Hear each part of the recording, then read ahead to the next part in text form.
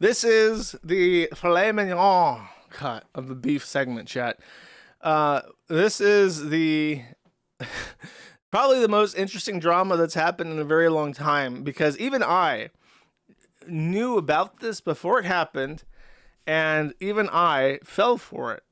So I'm going to try to give you a brief overview of this. This guy is called Karl Jobst. I think it's Jobst. I don't know if you pronounce it Jobst or Jobst. I'm gonna say Jobst because that looks correct to me. He looks Scandinavian, and the J is a Y in Germanic languages. So I'm gonna say Karl Jobst. He fell for it again and went, yeah, exactly. This guy, he does expose videos on cheaters, and I don't know exactly when this started, but he's involved in speedrunning, and he started calling out other speedrunners. So you can see, oh my god, this is the original. I think he modified this even. I don't have the, I hope somebody found the video that I was asking for. I'll get to this. But he started doing his own speedruns. He was a speedrunner. And then he got into discussing speedrunning strategies and how, because this is like a popular genre on YouTube, and I've even watched this. Like, I've watched videos explaining about how people like manage to do really complex maneuvers in Mario to like shave off a couple seconds of their runs. And it's kind of interesting just when they start talking about like the technical aspects of breaking the game and doing like memory overflow glitches and shit. Like, that's interesting to me. So I've watched some of these. And this guy became a one of these streamers that were talking about strategies. And as you can see, that he was richly rewarded for this. Hundreds of thousands of views across these videos, millions, 19 even. I misread the number. 19 million views on the worst fake speedrun on YouTube. And then he found this conflux. People were already interested in like speedrunning as like a medium, like taking hundreds of hours of people wasting their lives trying to shave 2 seconds off of Super Mario Bros.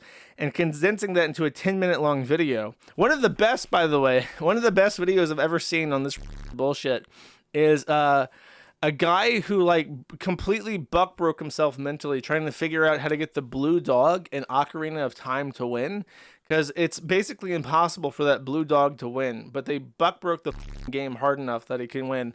That video is very funny. I like that, or interesting. I like that video. So he found this weird conflicts of like super weird niche, like speedrunner shit. And then he found that internet drama is also very profitable. And if you combine these two things, you get 20 million views on this video. This video alone has made him tens of thousands of dollars. Like, easy, probably hundreds of thousands of dollars. A 17-minute, yeah, this is like ad slop premium right there. So he went into this, and then eventually he made a video, a 15-minute long video on Billy Mitchell. Everyone knows who Billy Mitchell is at this point in time. If you don't know, if you're listening in the future, and these things no longer exist, YouTube is gone, Neil Mahan's dead. What happened is Billy Mitchell, years ago, like over 10 years ago, I want to say. I saw this when it was brand new because we watched it on a Kiwi Farms movie night. Back when the Kiwi Farms was still called the Quickie Farms, I'm pretty sure. We did a movie night. And I still participated in movie nights at this time. And they played the King of Kong documentary. And this documentary follows this guy who has a Donkey Kong arcade cabinet in his home. And he bled and sweat, blood and tears, for a long time trying to get the high score.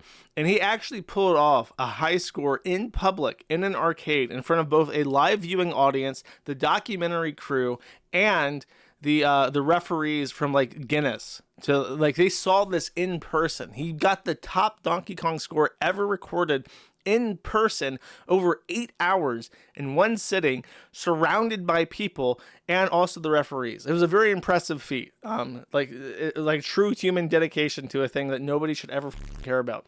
Billy Mitchell sends in a VHS tape to Guinness, or to Twin Galaxies even. Sorry, I think it was Guinness and Twin Galaxies or something, but they watched in person.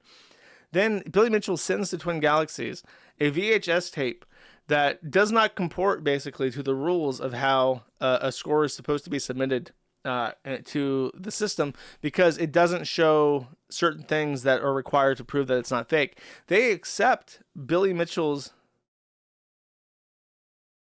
Am I wrong? If I'm wrong, correct me in chat. Let's not remember. They sent in. He sent in the tape, and then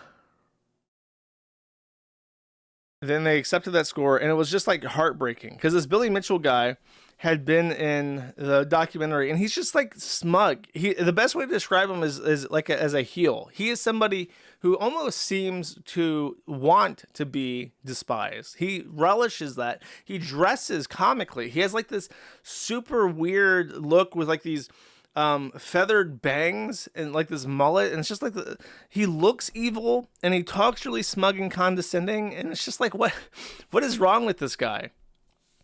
So they accepted that score, and then there has been perpetual, because this is a documentary, and it wasn't just a documentary, it was a real story about this guy who pulled off this stunt, and they got immediately usurped in this very suspicious way, and it was heartbreaking because it was a good documentary and it was a good story, and you liked the guy that the documentary followed, and you didn't like Billy Mitchell. He was like the villain of the story, kind of like in the show about the Joe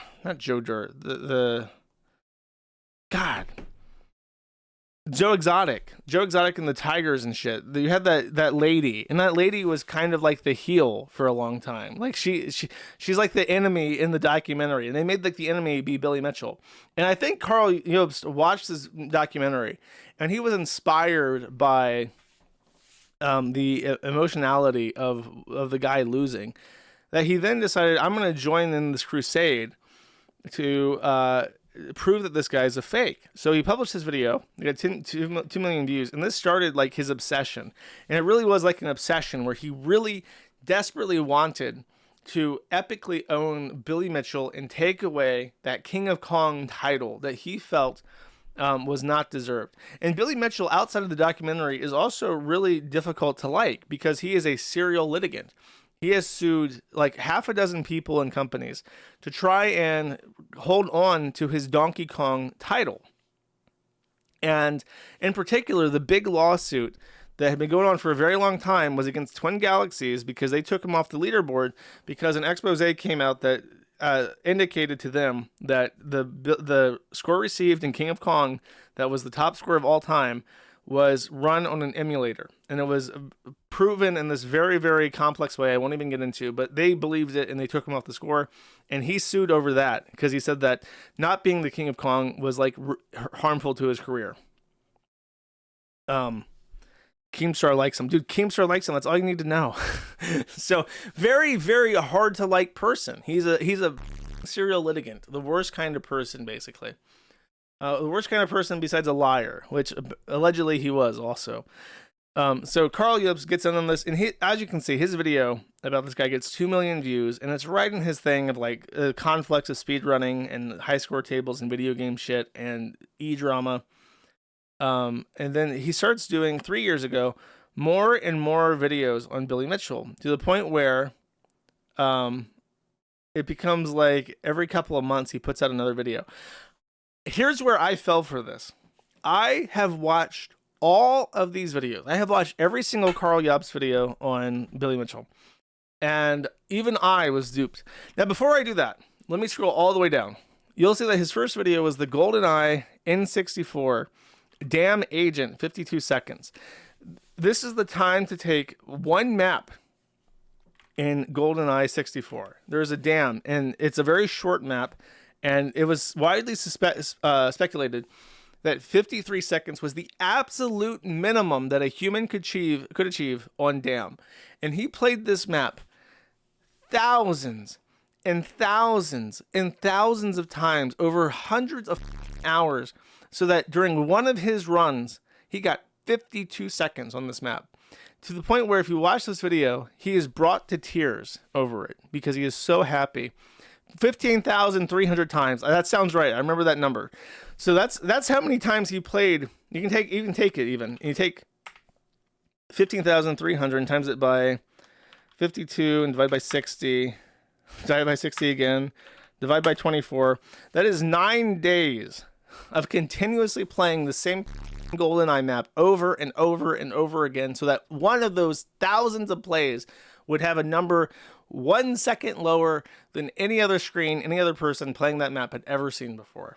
And it brought him to tears when he was done with it. But this video, when it was published 7 years ago, I think that was exactly right even, the podcast was quite young. When actually it was probably a couple years after this video was published, but we were still on Discord. And there was a guy called Overpaid, and his name is a pun because it's his full name would be Overpaid. I forget the full name of it. Overpaid 5 Cent Army, and that's like the name of the Chinese influencers. He's very pro-China, even though he wasn't Chinese. I think he was Filipino. And this guy was like a troll. He was like a kind of weird subversive personality in the Sneed Court, but I really liked him, so I tolerated him and protected him from other people.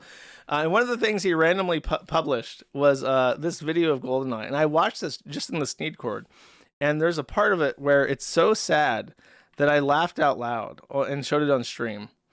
Now here's the thing. Here's the issue. I've now led you up to this point. Oh yeah, okay. Someone found it. So an anime avatar even. Anime avatars are scoring wins right now. So I'm gonna give him a big thumbs up. This absolute legend found my clip. So now I'm gonna get to show you this. Be warned. This is going to be a mati.ception, okay? So I think this sounds right. China. Okay, let's see.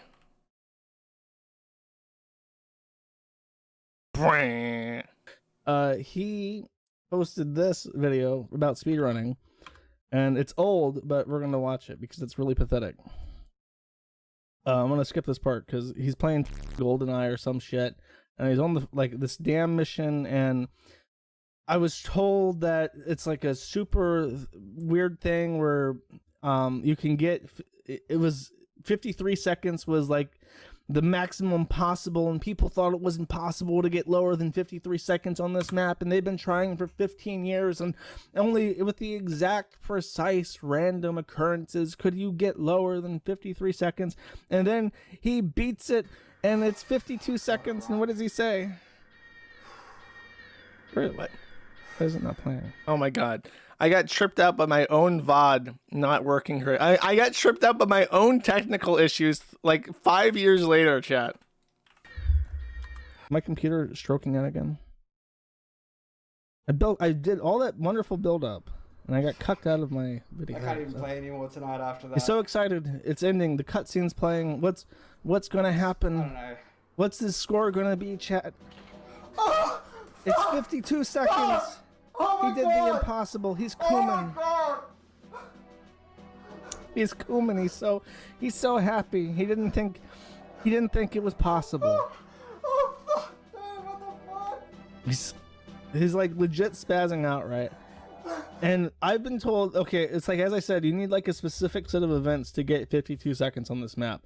And someone said that he has attempted this 135,000 times over 110 live stream for years, trying to get 52 seconds on this map so that he would hold the high score for James Bond GoldenEye N64. Damn, 52 seconds like that. That's been his life for years. And then it's like minutes of this shit where he's just going like, ooh, ooh, ooh, ooh, ooh, ooh, I did it, ooh, ooh. And then at some point, oh, I guess he goes into the back room and tells her, like, I thought she heard him going, ooh, ooh. And then she comes out, but no, he actually goes up and tells her the good news that he was finally to bust a nut. And where is she? Here comes the Asian wife with the smallest boobs I've ever seen. The chest of an 8-year-old boy to watch. Watch what she does. She just pets his head. Like he's a dog. Like he's a small autistic child. And he's so happy. He's elated. I can't believe it. I did the 52 seconds on the GoldenEye N64 damn. And she's like, pet, good puppy. Shit. And I don't know. I saw this and I thought somebody actually posted on the forum saying that he saw this clip when it happened, and he was really interested in speedrunning. And then after he saw this clip and how this Asian ironing board had to come and comfort him after his biggest coom, he said, "F this, I actually don't care about speedrunning anymore," and just completely lost interest in it as a concept. So I really don't have any sympathy for speedrunners in general, because this is like shit. Someone actually overpaid when he posted this. He brought up a good point, which is that in a real sport, you can, at any time when you've achieved a level of skill, manifest that skill. Like, that's what the Olympics are. You can go to the Olympics after you've been training and you do the same thing over and over. Like, you're getting good, but at the same time you're also getting consistently good. It becomes a skill that you have, and not just like a thing that you can occasionally do. It took him 135,000 tries to get this one world record, and it required a bunch of things to go right in order to even get that, and things that which ordinarily don't happen. So it's not really a sport, you know what I mean? Like, sure, he's really good at beating this game, I guess, but can he go to the speedrun Olympics and pull off a 52-second time that nobody else in the world can do? Like, no, they can't, because he requires a certain set of events to happen in order to get that kind of time. So it's not really like a sport. It's just something that it would be like if instead of having the Olympics where everyone comes to... I complain about speedrunning more. You get the point. So that's what I said about him. Now let's go back to this, and let's go back to this video. Actually, let's see right here. If you maximize this again, you will see that this video appears, it's hard to see. Let's see if I scan. Actually, no, I can't scan. It said 7 minutes wrong. Long, not wrong. Sorry, I'm turning Chinese just by watching this video. So if we look at this, you'll see that it's 5 minutes and 45 seconds long. Why do you think that is, chat? Let's mute this. He leaves in a lot of his ooking, right? But then he leaves his room and comes back in, and there's no Asian wife. He removed, directly as a consequence of my video, the part where his wife comes in, because it was like an actual one shot, and it really upset him. He actually privated this video, his crowning achievement. He privated it while he was trying to figure out how to remove his Asian wife from the video. And you might think, Josh, you really overestimate your influence on people. Time and time again, you look at you saying that you managed to persuade the government to bully the British into removing their law. Now you think you made this guy remove his wife. He probably just realized it was a bad idea at some point. Wrong. You're wrong. And I know you're wrong, because I remember that after I did my reaction, he went on his community page, or on Twitter, I think on both even, and he posted a tweet saying, "I need your help to mass report Mad at the Internet off of YouTube," because he says, I need your help, you absolute legends. There is a YouTube channel that has uploaded a video saying disgusting things about my wife. I would appreciate it if you could report the video for me. The entire video and channel is filled with racist and transphobic content. Bum, bum, bum. Now we get to the part where, before any of this shit happened, I already did not like him. And this is what I was thinking of right here. He posted this video. Let's just take a listen to this for a second. He did a regular slop video about a speedrunner, but there's a little caveat with this one. Hello, you absolute legends. Anyone who knows me knows I'm a huge fan of Todd Rogers, one of the biggest con artists in video game history. I've even made several videos about him, covering his impossible dragster record, and also his childish lawsuits that he's filed against Twin Galaxies and Guinness World Records after he was banned for lying about many of his scores. Naturally, because I'm such a fan of Todd Rogers, I always try to catch any new videos from other creators that want to cover his story. In March of 2022, the YouTuber Storster released a video about Todd called The Biggest Liar in Speedrunning History, and it's a pretty good video. I liked the video because it covered some fake scores and some history that I've never covered myself. and I could tell that Storster really tried to make the video original and add something new. However, there was a section near the end that was a bit too Get to the point. It was talking about one of Todd's failed lawsuits, and it was basically a condensed version of one of my videos. Not only are all of the screenshots taken directly from my video— Wait, is this the wrong video?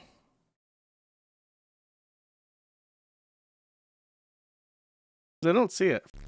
I thought this was the video. I was misled. I might have been misled.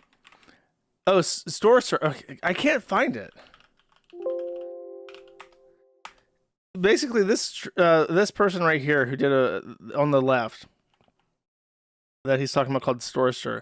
That's and there were a lot of people who pointed out the fact that he uses feminine pronouns while talking about Storster in this video.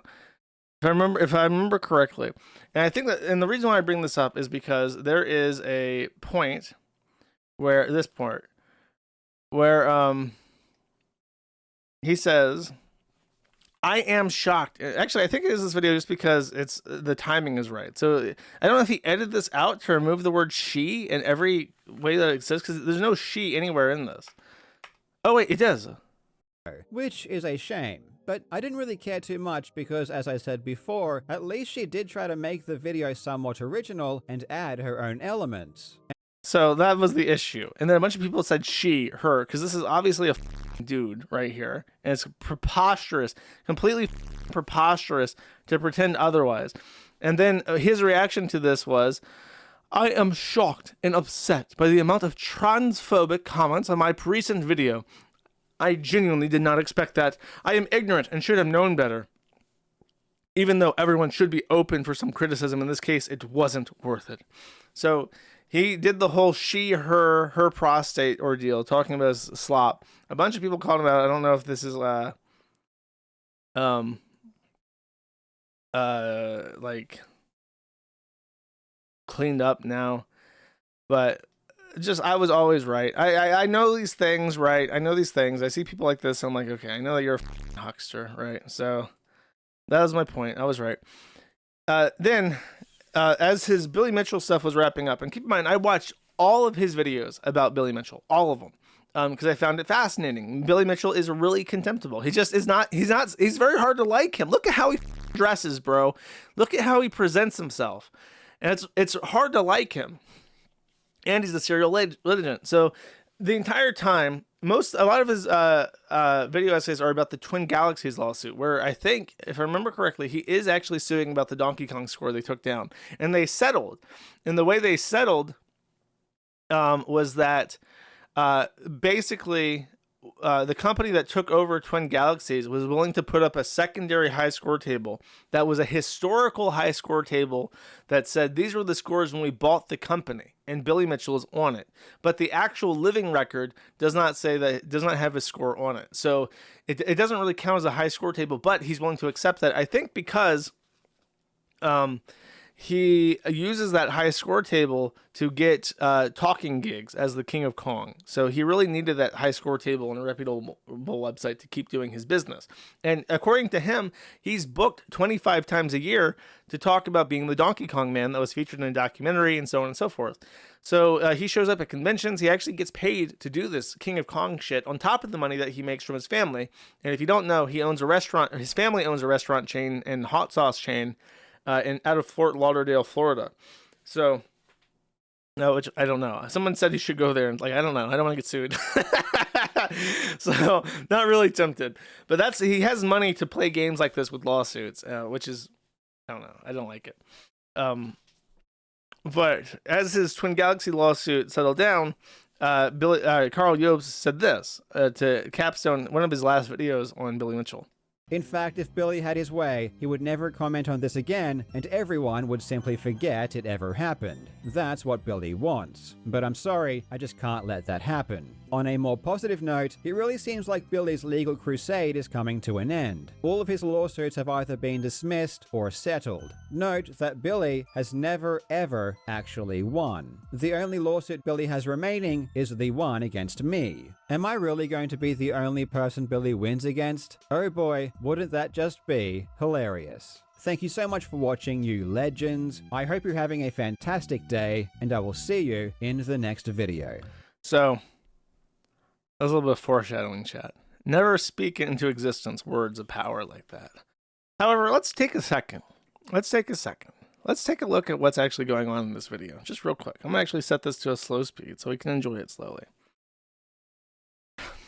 In the background, while he's talking, if you're only listening, let me describe what he's using as a backdrop. There's a game about WWE. And in the game, I think you can play as either like known wrestlers, or you can build your own wrestler. And I think Darkside Phil would do this. Darkside Phil would like make himself in WWE. And I swear to God, there was another lolcow, it might have even been DSP, who would make enemies, like his trolls, into people in this game. And then he would play himself in the game, beating up people. I don't know who it was that did this, but I remember it very distinctly that this was Beardson? Was Beardson the one that would do this? DSP Detractors did that. Yeah, dude, there's so many lolcows that would make like these shitty, like, haha, I'm gonna epically own my trolls and haters by like beating them up in this video game. Even Christian, by the way, he would remake his trolls in this, I think it was Soul Calibur. I don't know. It was like a fighting game that you could customize, and he would do this. Yeah, Chris did in Soul Calibur. I was right. I've never even played Soul Calibur. I have no idea what it's about, but I know that he would do that in Soul Calibur. And it's funny. But Karl Jobst has done this. He has put in a Billy Mitchell character and himself in this game, and he is beating up the Billy Mitchell substitute in this game and using it as a background. And what's funny is that he's using the background of him beating up Billy Mitchell as he says this. Be the only person Billy wins against? Oh boy, wouldn't that just be hilarious? That is the words that he says as he's beating up the fake Billy Mitchell in this video game. And it's just like one of the most pathetic, childish things I've ever seen from a guy who I only know of because he played because of the GoldenEye 64 shit. So that's where we're at with this.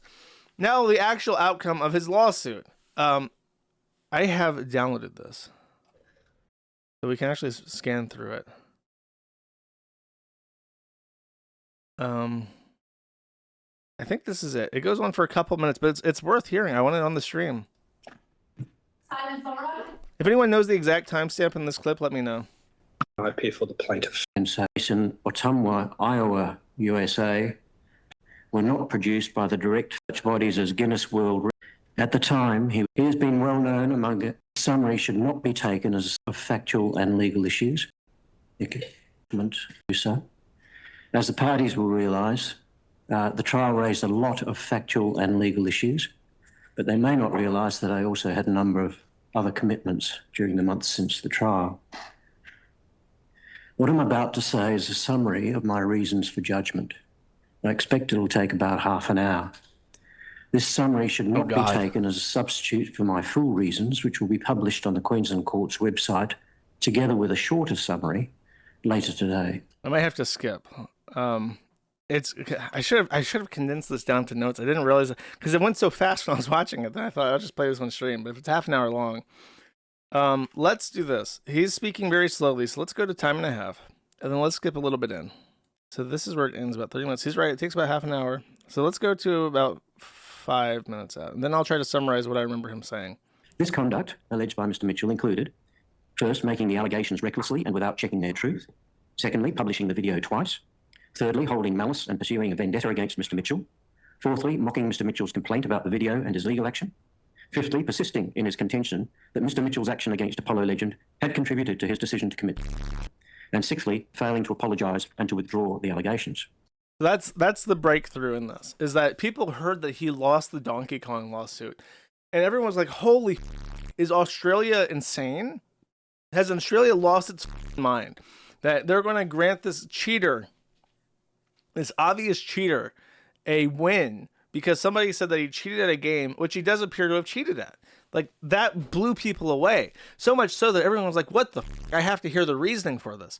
So they booted up this video and they listened to this Australian man in this like dull monotone, this like grinding monotone, explain very carefully how the lawsuit was almost entirely about a claim that Karl Jobst had made and refused to retract ever, saying that Billy Mitchell was responsible for the death of a YouTuber named Apollo Legend. Apollo Legend was one of the people that Billy Mitchell had sued. However, when Apollo Legend committed, he actually published a note, and he had confidants that he had expressed his issues to, and at no point ever did he tell anybody that Billy Mitchell's lawsuit against him was one of the motivating factors that caused him to commit. But Karl Jobst was so gung-ho on this problem of needing to epically own Billy Mitchell, he has to be the guy to slay Billy Mitchell, that he took that and he used it as a weapon against him. And the judge explains it really quite well. So hopefully I'm at the right part for that. I have found that Mr. Jobst was reckless in making the allegations. His assertions were based on a fallacy, namely that Apollo Legend had paid Mr. Mitchell a large sum of money. That was simply wrong, and he had no reasonable basis for asserting it. Yet even after finding out the truth, he has continued to assert that the settlement had a negative financial impact on Apollo Legend, and that he still believes that the settlement was a contributing factor to his decision to commit. Mr. Jobst was also reckless and vindictive in publishing the full video twice. At the time he republished it, he had been told by Mr. Mitchell, via his response video, by their mutual acquaintance Keemstar, and by Mr. Mitchell's lawyers, that what he had said about the payment... I love how he just casually name drops Keemstar in the middle of this. As this guy is reading his summary of his judgment as if he was doing like a expose video on YouTube, just casually name dropping Keemstar. Apparently the Australian court system is on such a good basis with Keemstar they can just name drop him. Yeah, of course, everyone in Victoria knows who Keemstar is. ...was not true. He told Keemstar that he would not republish that part of the video unless he received concrete evidence that it was true. But by the time he republished it, he had not heard from Apollo Legend's brother, whom he had asked for information about the settlement, so he did not know any more than he had earlier, but he nevertheless decided to republish the entire video regardless. In his evidence, he said that he did this because he thought Mr. Mitchell would sue him anyway. His attitude appears to have been, well, if I'm going to be sued, I may as well go for broke and damn the consequences. It was reckless and showed an absolute disregard for the truth or for the effect of his video on Mr. Mitchell and his reputation. On 29 July 2021, that is about 6 weeks after he finally edited the video and took out the offending passage, Mr. Jobst published a video in which he retracted his statement that Apollo Legend had paid Mr. Mitchell money, and he apologised to his viewers for having given them incorrect information. At the trial, he relied on that video as being evidence of his bona fides and as reducing any harm caused to Mr. Mitchell by his original video. That's really important. So part of his defense was that he made good faith efforts to reduce any damage that was caused by his statements because of this video. He brought that up himself in his defense. But that just does the judge buy it, chat? However, that video did not retract the imputations at all. It simply retracted the statement that Apollo Legend had paid Mr. Mitchell a large sum of money. Mr. Jobst did not apologise to Mr. Mitchell in any way, rather apologising to his viewers for having made an incorrect statement in the offending video. Also, this retraction video was, in total, a little over 30 minutes long. For the first 28 minutes and 24 seconds, it had nothing to do with arcade gaming, cheating, or Mr. Mitchell, but was about a particular type of speedrunning. It then went blank for a few seconds before it returned with Mr. Jobst's alleged retraction statement, which itself lasted only about 45 seconds. Even then, he wrongly said that Mr. Mitchell had not tried to contact him to clear up the error, and he insinuated that he still believed that Mr. Mitchell was responsible for Apollo Legend's decision. Finally, Mr. Jobst's conduct of this litigation, together with his additional online comments about it, were aggravating features of his conduct. He seems to see himself... So he brought this up, and he said to the judge, look, judge, I did my best. I tried to retract the statement. But the judge looked at this and says, not only are you not retracting the statement, you're doing it in like the most pussy, underhanded way imaginable. And he actually says that this defense that you brought up actually makes me not like you more. I actually hate you more now that you made me watch this. And I've seen what a little weasel you are. In defending this claim as a crusader against Mr. Mitchell. He is the last of the defendants who have been sued by Mr. Mitchell, and the only one, apart from Mr. Race, who has not backed down. Even in February 2024, as this action was progressing toward trial, he said in an online interview, quote, Billy Mitchell needs to be destroyed in court. These people need to be punished in a big way before they stop. They need to get taught a lesson. So I am now the last chance. I am the last chance the public has to punish Billy. And also, the last person on YouTube you want to lose to is me. You know there's going to be 100 vids rubbing it in. I will never let Billy forget this, assuming I win. I've got to win first, but man, if I win, oh boy, I'm not going to be a good winner. End quote.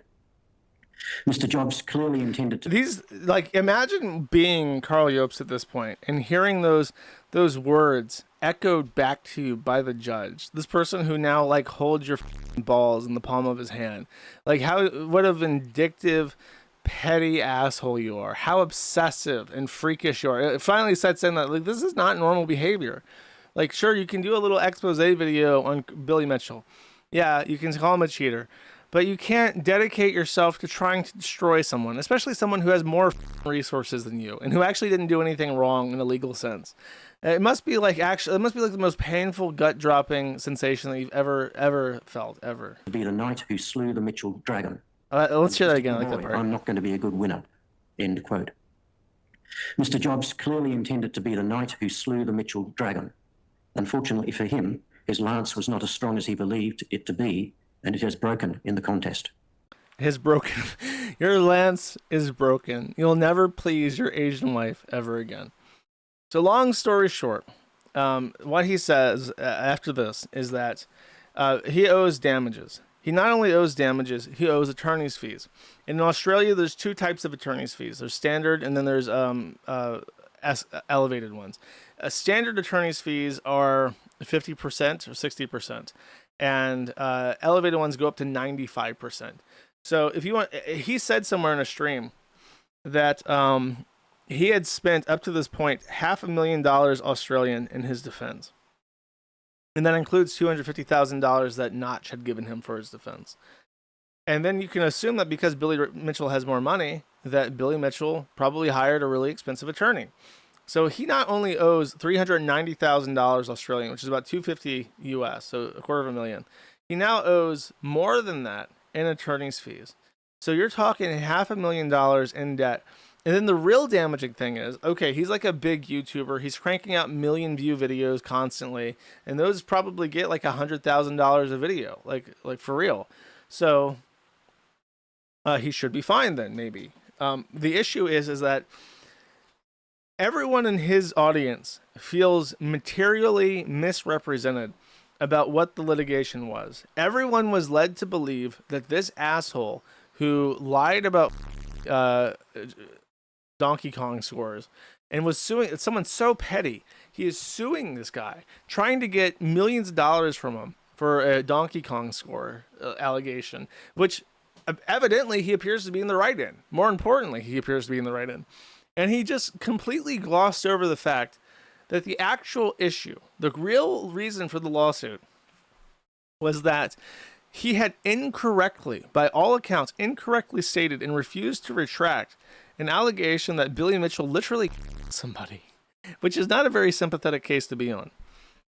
So now he's at the end of this. He owes at least $500,000 US, probably $750,000, maybe even a full million, because you don't know how much money that Billy Mitchell was spending. And I can tell you pretty confidently, Australian lawyers are even more expensive than American lawyers. So in this lawsuit went on for multiple years and years. So he's f***ed. And then now that he's f***ed, he has no goodwill with his own community anymore. There's going to be a bunch of people who gave him money, who watched his videos, who downloaded Raid Shadow Legends at his request to help him and his sponsors, who are now going to be uninstalling spyware from their phone, pissed off that they can't get a refund on their legal crowd raising, and they're unsubscribing from his YouTube channel.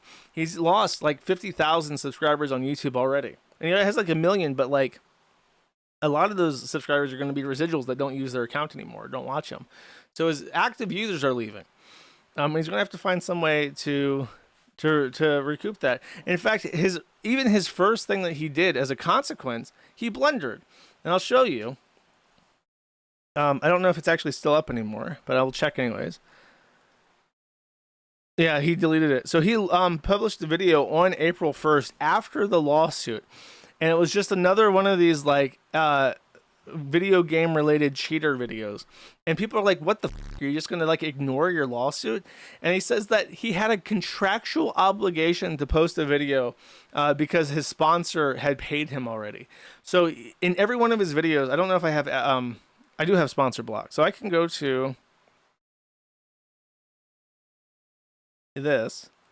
Where is it? Oh, I don't have sponsor block. If you go to any of his videos, he has massive segments on like downloading Raid Shadow Legends. In fact, I think if you go to any of his videos in his comments, yeah, the first thing, get 26% off on Displate. There's his referral link. And then look, another one. Go to private internet access. Waiting for the decision to my trial is stressful. I've just been chilling. Hope you guys have a great 2025. Then there's PIA. By the way, PIA was bought by CyberGhost, which is a massive Israeli company that owns every VPN basically. So he's just advertising that. PIA, this is true. PIA, before they got bought out by CyberGhost, was so indiscriminatory with who they would affiliate with that the Kiwi Farms maintained a long-term affiliate with PIA. I removed the affiliate once they got bought by CyberGhost, but that was one of our only sponsor ever, basically. He's sponsored by them though. I'm sure if we go to post, let's see. I will explain more. Oh, there are no. I thought that he did the Q&A thing. He just does it in the comments. He does it in the video. He does it in the description, and then he also does it in the. There's PIA again, and then PIA again. PIA, his big one. So he's gonna have to do more of those, I guess. Let's see. Is there anything else? He lost his case. He's fucked. His audience is gonna hate him. He's gonna. He did the sponsorship video because they made him because he's like a complete sellout. And now he's just gonna have to figure out what to do. And I don't know. He's What do you do? What do you do when you now owe $500,000 to $1 million to somebody who you previously said, you explicitly said on air, by the way, that if you won, you would be as merciless as humanly possible. You would not give a inch. You would ridicule this guy to his grave. You would collect every dollar as forcefully as possible. Why would you ever do that? Why would you ever say that? Because now that the ball's in the other court, what the f do you think's going to happen? Would Billy Mitchell really be incentivized to do anything but completely gut him and ruin his life? Like, there's no motivation for any other recourse. Because he knows with 100% certainty that if he had lost, that's exactly what Karl Jobst would be doing to him. So, like, a really stupid thing to do. Completely, like, unbelievable. Sorry, I saw this as a joke, so I'm going to cap this off with a joke. You ready? Karl Jobst? More like Karl, get a job. Nah. He's going to have to move back to Vietnam with his wife. Oh, I did. You're right. Oh my God. Thank you for whoever said that. I completely forgot. So, by the way, one last thing I promise on this, and then we're moving on. Psycholog, which means black person psychology. He's a long-term user of the Kiwi Farms. He did a deep dive on Karl and found one other thing that is just super, super curious. Before Karl was a YouTube video game streamer, man, he was a pickup artist. This dull, monotone, albino autist thought that he was going to be a pickup artist and made this hideous banner, approachhernow.com, and you can see like his idea of like she looks like she's taking a shit. It's like she lives in India and she's squatting on the designated shitting street to dump ass on the concrete. But he's like, approach her now. So here we go. I know you guys saw this guy crying into his Asian wife. But now we get to see how a man like that becomes such a winner. You ready? Let's see how these tactics work. This is extremely cringe, by the way. If you're not good with cringe and you're listening to this as an archive, you should not watch this. Hey guys, Just in a mall. it's Karl here. In this video, I'm going to demonstrate a simple and easy approach you can do if you're looking to overcome your fear of approaching women. Brap. Oh, you even put out a book. What the? The ultimate guide for building confidence. Approach her now. Does anyone have this book? I need to know what this king of has to say. All right, guys, now I'm going to show you a few approaches, and then afterwards, I'm going to break down exactly what happened. Let's go. Hey, sorry, I don't want to bother you guys. I just want to say I think you are really, really cute. Oh, thank you. Have a good night. She's adorable, isn't she? Yes, very adorable. She's like us. It's just so awkward. Because what's weird is that the girl on the left even reciprocates this, or on his right, like even tries to chat him up, like, oh, well, he approached us. I don't know. Maybe she's kind of chubby. Maybe she's into him. Like, got this albino guy. He doesn't smell like curry. Maybe. And then he like walks away. She's still talking to him. Like they're engaged. They're actually responding to this shit. And he's just like, sorry, cool guys, don't look at explosions. And he just like turns away and walks back to his camera. It's like, it's like he had no expectation that anyone would respond to this in any way. And he just like immediately runs, is like, hi, you're really he just flees the scene of the crime. No clue of what to do next. Like, he never got that far before. He never hit 52 on GoldenEye before. He had no concept of what would happen after that. Hey guys, I don't mean to bother you. I just want to say I think you are. Oh, dude, look at her face. Look at her face. Hey guys.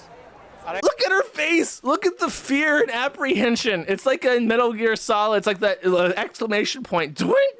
High alert. High alert. Person has approached me from behind. My back is exposed to this man. He could just be like, hi, guys, and then stab me in the spine.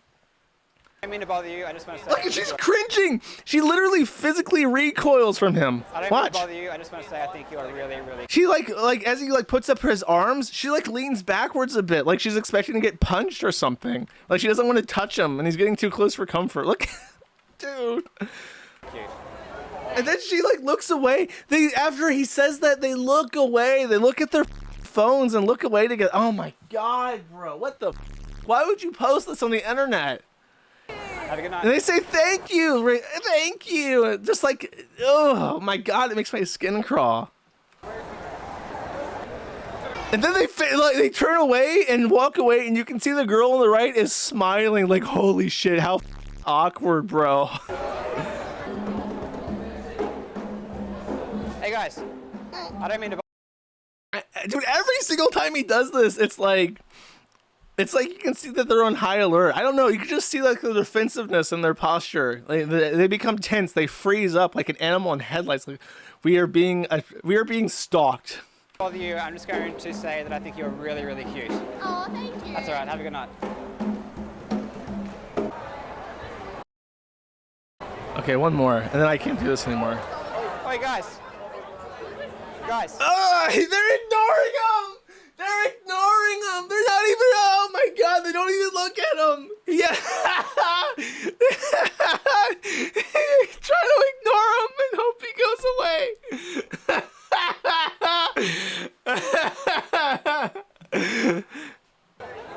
Sorry to interrupt you guys. I don't want to bother you. I just want to say I thought you were really, really cute.